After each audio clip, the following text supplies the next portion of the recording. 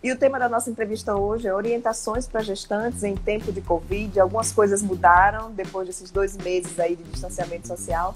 E a gente vai conversar com o ginecologista e obstetra Diego Henrique. Tudo bom, doutor Diego? Bom dia. Oi, Juliana, bom dia. Tudo bem, sim. Médico de Mossoró, a gente está aproveitando essa vantagem da tecnologia para convidar os médicos daí também para participarem do programa, né? Já que vocês não precisam se deslocar até aqui em Natal para ir para o estúdio gravar. Então, que bom, vamos aproveitar, né? Os benefícios da pandemia, né? Com certeza. Doutor Diego, mudou alguma coisa desde aquele início do distanciamento social, que saíram os primeiros decretos, que a gente começou na quarentena, né? As gestantes, elas continuam tendo que seguir os mesmos cuidados ou tem novidade depois desses 2 meses de Covid-19, de pandemia? Então, Juliana, inicialmente as gestantes não eram inclusas no grupo de risco. O grupo de risco, para ficar claro, é aquele grupo de pacientes que apresentam uma maior chance de manifestar a doença na forma grave. Sim. Então, inicialmente, elas não eram inclusas nesse grupo. E depois passaram a ser inclusas, né? Talvez por um cuidado a mais, né? E esses trabalhos, como é tudo muito novo, eles vêm demonstrando cada dia novidades. E a última novidade é sim que existe, que até então não tinha sido comprovada, a transmissão vertical, que seria aquela transmissão mãe-bebê via placentária. E com isso, modifica sim esse cuidado, reforça, né, a inclusão, já que trata-se de uma infecção ainda pouco conhecida, dos danos que isso pode trazer para o bebê. Isso. Então, assim, a mulher que está grávida hoje, geralmente mais no final da gravidez tem que ser aquele acompanhamento bem de perto, né, pelo obstetra, tem as consultas do pré-natal, mas quando vai chegando perto do parto, aí tem monitoragem e por aí vai. Como é que deve ser esse cuidado, né? Porque também essa mulher ela não pode abrir mão disso. Sempre que possível, né, existem gestações de alto risco, por exemplo, que isso não é necessariamente uma boa ideia de espaçar uma consulta da outra. Mas sempre que possível pode ser feito isso, né? Mas as consultas pré-natais e um pré-natal de baixo risco, ele é feito mensal, encontros mensais, consultas até as 32 semanas, depois quinzenais, né? 34, 36 semanas, depois semanal até o parto. As ultrassons, que existem prazos para serem feitas. Isso é um pré-natal normal. Nessa situação, aonde a gente possa espaçar, a gente espaça. Mas o Conselho Federal de Medicina, a nossa categoria orienta não ser interrompido. Né? A gente não tem como pausar um pré-natal. Né? Então, às vezes, a gente não pode deixar passar o momento certo de fazer um rastreio de pré-eclâmpsia, né? Sob risco de essa gestante comprometer a qualidade do seu pré-natal, da sua saúde, da saúde do seu feto. Então, segue normalmente e, obviamente, a gente passa a ter outros cuidados no consultório, né, de trabalhar com agendamento, espaçar, higienizar entre uma consulta e outra o consultório e a recepção, oferecer álcool em gel, o uso de máscara, tudo isso aí a gente tem procurado fazer, mas deve ser sim mantida as consultas pré-natais. Lógico que existem casos e casos, e pontualmente a gente pode espaçar uma de outras. A gente está vendo muito o uso da telemedicina. Nesse caso, dá para usar ou pré-natal a consulta tem que ser presencial mesmo? Eu particularmente, o Conselho Federal de Medicina também regulamentou sobre isso, né, sendo possível. Eu particularmente restringo o uso da telemedicina a casos onde sabidamente a gente possa quebrar esses mecanismos de atendimento, né? de infecção ou coisa do tipo. Por exemplo, ontem eu atendi uma paciente COVID confirmado, gestação inicial. Né? Então, essa paciente, eu dou todas as orientações, solicito os exames, prescrevo para ela na telemedicina para evitar essa vinda dela ao consultório, né, o contato com outras, e a gente tenta ir, na medida do possível, bloqueando essas formas de transmissão. né?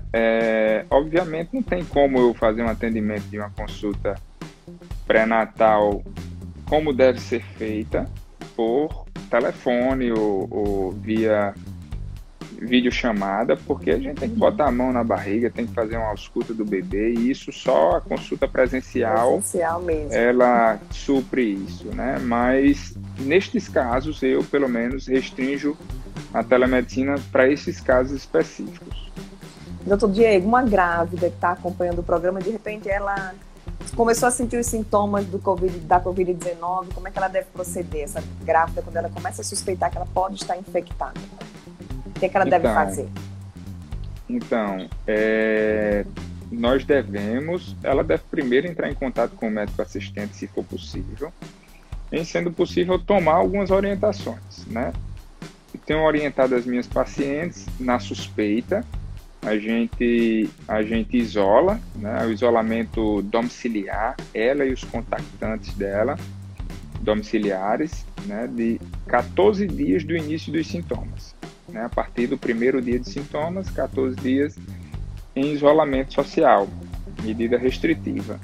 E do 5º ao 7º dia, a gente procurar colher o exame, o PCR-RT, né, o Real-Time PCR, que seria a detecção do RNA viral nas vias aéreas, que é o SWAB, né? Geralmente a gente tem solicitado do 5º ao 7º dia.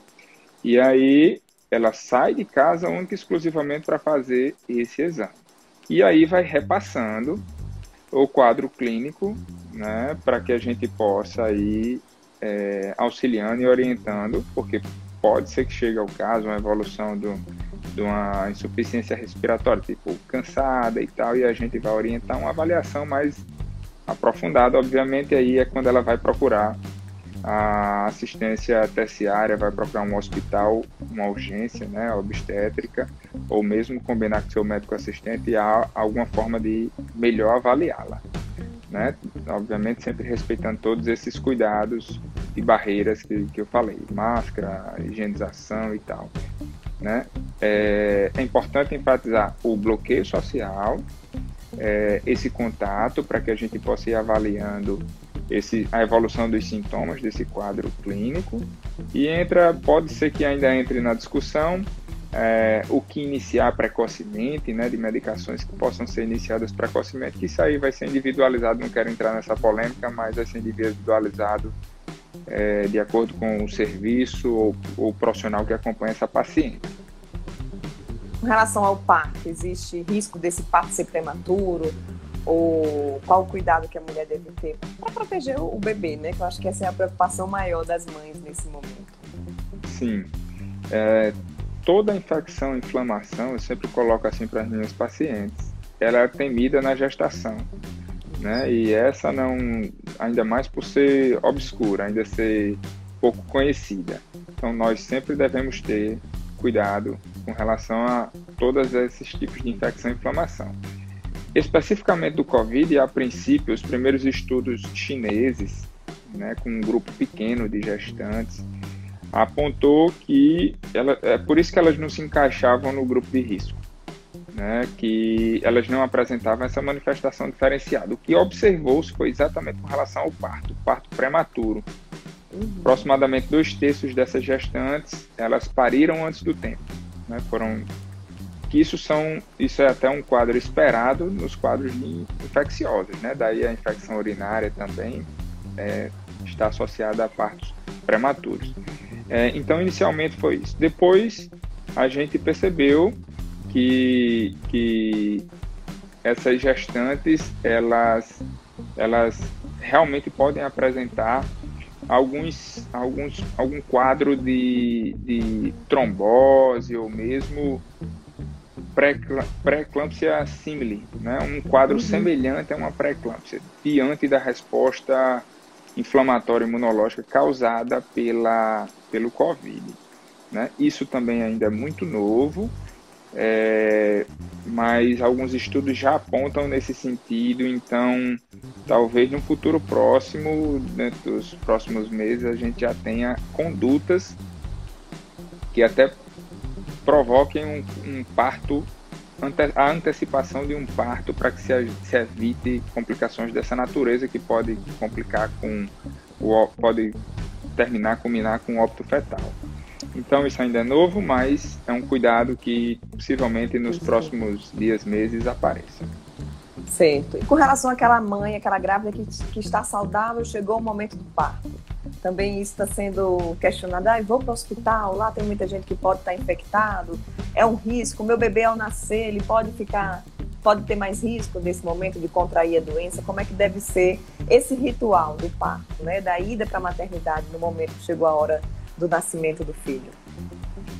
Então, a depender da via que ela queira, via vaginal, parto normal ou parto cesariano, alguns cuidados sempre vão estar presentes nos dois, né? Mas, por exemplo, na cesariana, a gente tem restringido o número de acompanhantes, né? O acompanhante entra com a gestante, ela vai, dependendo do serviço, ela vai entrar só no centro cirúrgico, que é de direito da gestante um acompanhante, mas em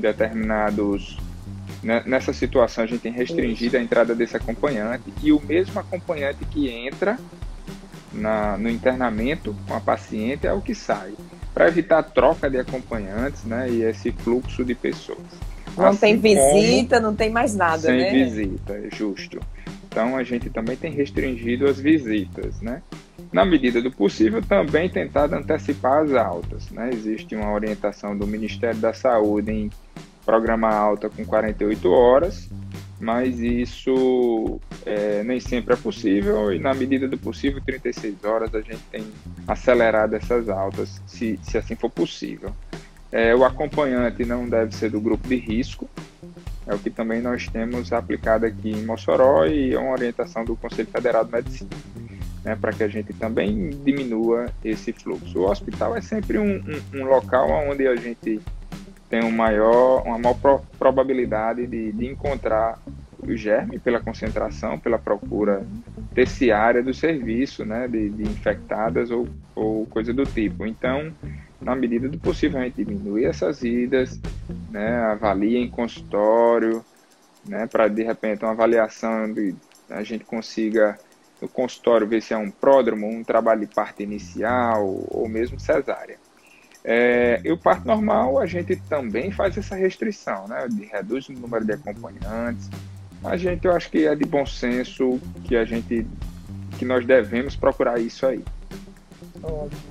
Com relação aos primeiros dias, a amamentação, as vacinas do bebê, aquele cuidado, né, dos primeiros dias, dos primeiros momentos, tem alguma recomendação especial para essa mãe? Só quem passou por isso sabe, né, Juliana?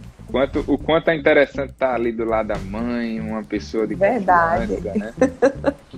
E a gente tenta respeitar isso, tomando esses cuidados, mas não contraindica o aleitamento materno, né? O aleitamento materno ele deve ser mantido, tomado os devidos cuidados, de uso de máscara, higienização das mãos, tudo isso, né? Principalmente quando essa gestante parturiente é um possível caso, um caso suspeito.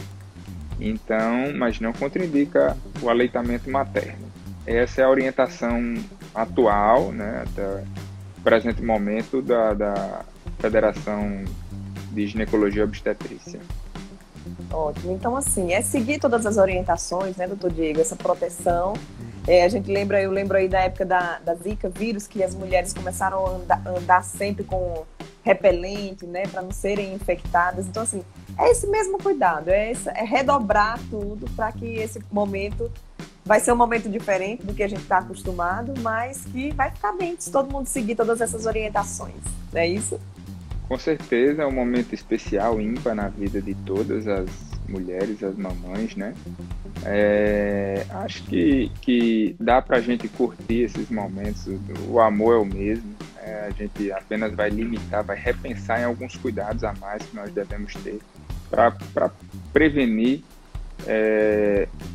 isso que é tão indesejado, tanto para a mãe quanto para o bebê, que seria uma infecção dessa, né? Ainda é tudo muito novo, não tem para que, Juliana, desespero, né? Às vezes a gente vê um desespero em cima disso, não estou dizendo que não devamos ter cuidados, não é isso, mas a gente fazer as coisas com prudência, né, com cautela, não deixar de cumprir etapas extremamente importantes no pré-natal, né, seja de uma consulta, já por uma parada que eu dei de 2 semanas, a gente vê o quanto é importante um pré-natal. Você sente que uma paciente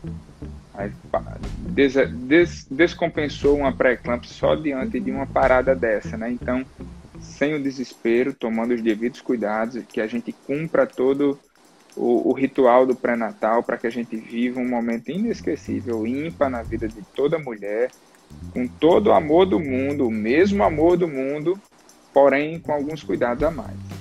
E aproveitar aí da tecnologia, né? Para a vovó ver, para os tios, para todo mundo acompanhar esse momento. Acho que até os hospitais, eles estão transmitindo os partos, né? Agora. Sim, sim. Aí, em vez de o fotógrafo na sala, agora a gente usa de outros recursos, né? Um FaceTime, alguma coisa do tipo, para que todos possam curtir esse momento tão lindo. Verdade. Doutor Diego, muito obrigada.